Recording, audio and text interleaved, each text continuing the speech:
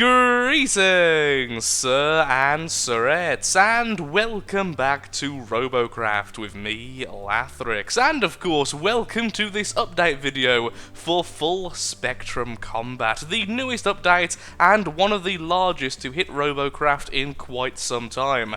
There have been so many changes during this update, I can't really compress it into a single sentence, so let's just get started and start talking about a few of the additions which have been added in this update. One of the first, and possibly one of the most influential changes of this patch, is the removal of ranking when it comes to armor blocks. All armor blocks are now equal. No longer will you have Mark 1, Mark 2, Mark 3, they are now all the same. This of course goes for rods, helium, and the carbon versions. So everything is unlocked as soon as you are entering the game. At level 1 you have access to all spectrums of blocks and they will not change as you level up, which is a pretty cool concept, honestly. If very weird for people who've been playing it for a while, this is a very foreign concept that's going to take a long time to get used to. As you can see by the new tech tree, things are a little bit more simple. You simply go along the spiral, upgrading as you go, and like I just said, the armor simply isn't there. So that's the first thing I would like to cover, in addition to the fact you now have new shapes, which are all being shown here in lovely 3D. Let's see their names. We have the edge slope, the corner slope, inner slope, cone and pyramid. There's the pyramid and the cone is being shown here. So a lot more freedom when it comes to shapes once you're building. Some of you may have already noticed, however, the windshield is absent from the chassis department, and that is because they are now found in cosmetics. The glass blocks are now only purchasable using Galaxy Cash.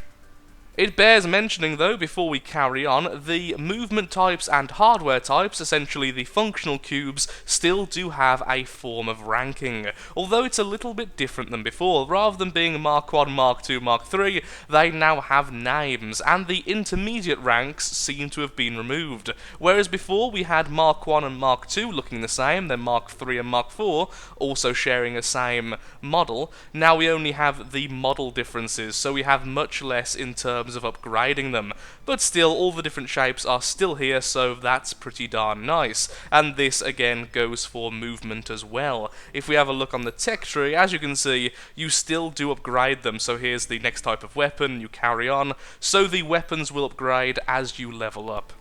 And now on to something a little bit fun in regards to just how are you going to customize the colouring of your bots now that all of the bots are made out of the exact same mark of armour. Well, you now have a paint gun. Yes, indeed. You now have the ability to completely paint your bot in a whole host of colours to suit your needs. Have you ever wanted a bright baby blue robot? Well, now you can have it.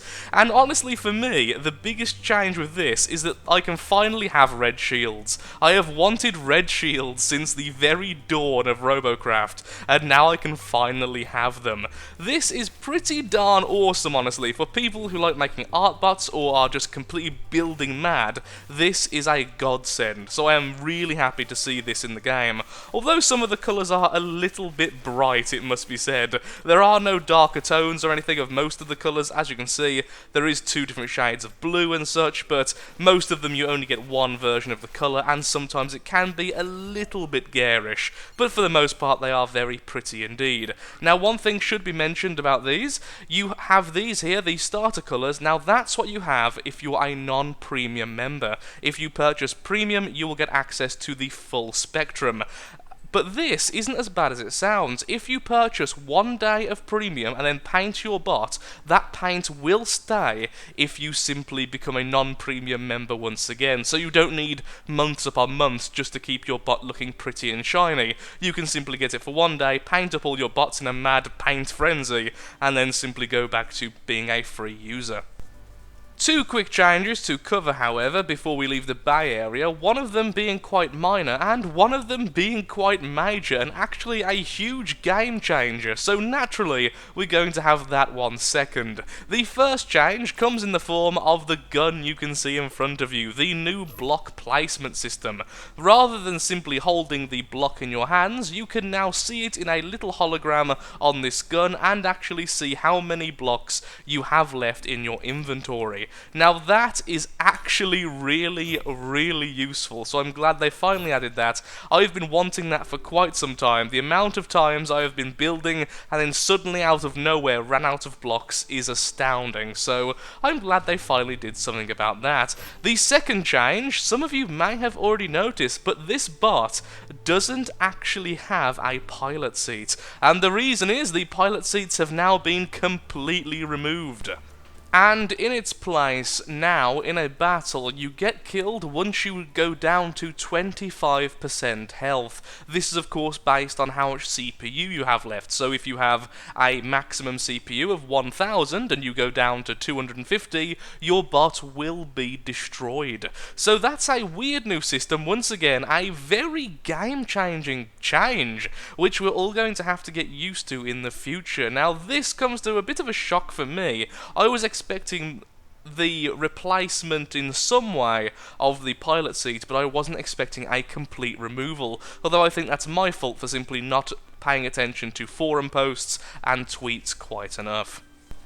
The next major change will probably get a lot of people very happy, and that's that bays no longer cost Galaxy Cash. Instead, you can simply keep adding them for free up until 25, which is the new maximum. You cannot go over that amount by any means, even if you were to try and pay. There is simply no option to do so. If before this patch you already had more than 25 bays, then don't worry, your bots will still remain and so will your bays. You simply can't add additional ones until you remove bots, which then go under 25 bays total. If you have purchased bays in the past, you will be getting a refund of Galaxy Cash as well, so no worries there. I personally have actually removed several bots already just to ensure that I can still get bots from the community factory without any issues, which brings me on to my next point. In the Robo Factory, you can now purchase bots using RP, and this of course means you will permanently own them. This is quite a significant change in the way that people are going to get RP from the store, and of course how you're going to get bots yourself. So for instance, if I wanted this little bot here, I could just go on buy, and it is now mine for the cost of RP, not Galaxy Cash. So I have spent no real money, and I now have the bot in my little buy collection permanently and forever. However, I'm not actually allowed to publish this back into the store, and that's how FreeJam is protecting against plagiarism. You cannot simply put a bot into the store unless you've built it from scratch in a new bay. If it counts as a bay which you've purchased from the store already, then you simply can't use it for uploading.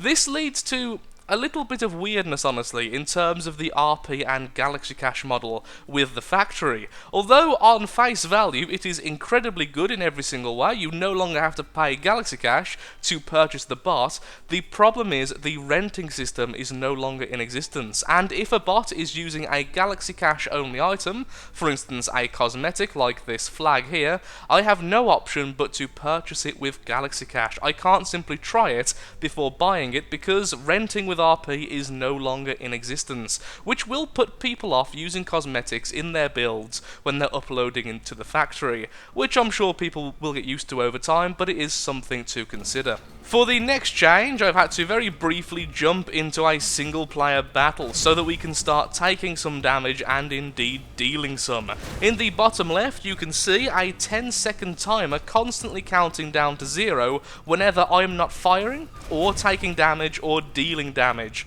If I take damage, deal damage, or fire a weapon, this will reset and start again at 10. Once it hits 0, your bot will start to automatically heal itself. This will happen in all game modes and is best shown off in single player, where I can hide for an extended period of time. There we are, now healed, back to full health. Although this is a little bit slower than being healed by a medic, it is certainly fantastic for people who want to go into battle alone, want to fight on the outskirts, or simply want to be incredibly sneaky. The Auto Health Regeneration, it's called apparently. I've just checked the patch notes. The last major change, once again probably making a lot of people very happy, is that bots are no longer locked to Team Deathmatch until maximum ranking. You can now go into Battle Arena and the Pit at your heart's content using any ranking of bot. So even the tiniest little Diddy starter bot can indeed go into the Pit and be absolutely annihilated. And with this, matchmaking has been reportedly improved. If I can just quote the patch notes for a second. They now use robot ranking and skill-based matchmaking to match robots more fairly. So there we have it. Everything should be a little bit more fair now in matchmaking, so you're only fighting people who are actually of your level, which is lovely. Of course, this has been promised in the past, and they are slowly getting better at making it a little bit more refined. It is a bit of a trial and error process. And with that as well, the maps have now been reworked to accompany this. So maps are also now a little bit fairer, so as you're going into all the old maps you'll probably see a fair few changes. I can't show you right now because the servers only just came up and they're a little bit glitchy and I can't actually get into a match. I will of course be showing them off the next time I do a Robocraft video, but for now you'll simply have to take my word for it. All the other changes really are just on the technical side of things like the rail cooldown has been decreased, plasma cooldown I think has been increased by 20%, lots of stuff like that. Don't quote me on either of those two, they're just what I remember seeing. Once again, if you want to read about any of those, the full patch notes will be in the description below.